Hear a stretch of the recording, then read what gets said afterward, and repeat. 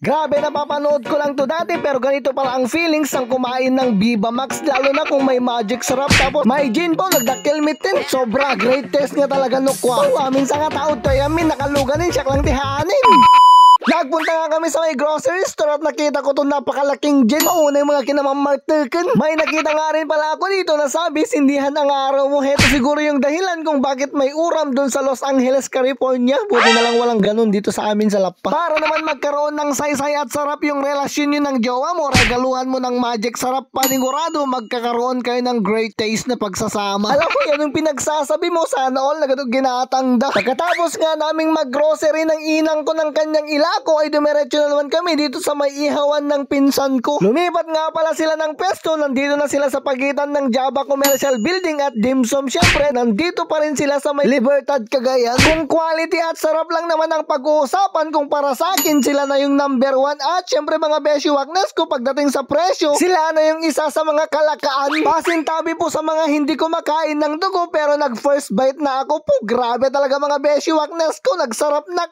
nilahaan ka di. Syempre, flex na rin natin ang may-ari na pinsan ko na si Insan Dante Leino. Hindi ko na nga rin pala videohan yung asawa niya kasi shy type nagdita nila.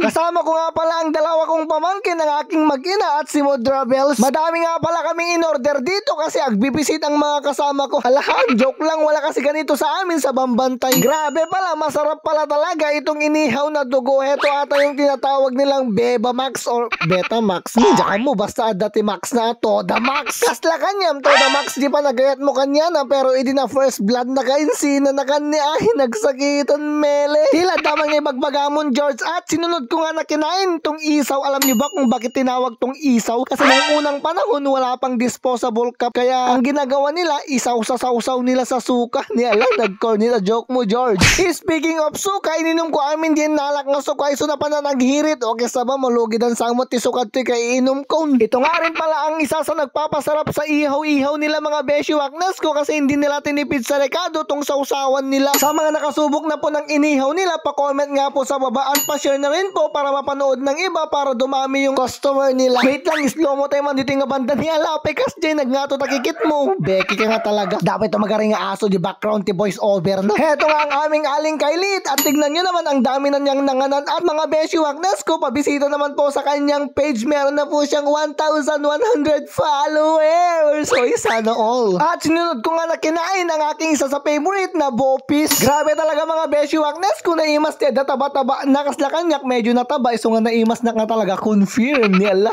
Sa bali man ti magbagamon George. Talaga anak kay imas ka. Uy ala hoy, sana all. Fast forward na nga tayo mga beshi waknes ko, baka magsawa na kayo sa saka ko. Ay rupa pala yan, tignan nyo naman may ngiwat. O pag uwi nga namin, pagdating namin sa may San Isidro Sorluna Apayo, Pilipinas kung mahal. Tignan nyo naman mga beshi waknes ko, uwian ng mga empleyado, ang daming lugan, traffic na dito sa Luna.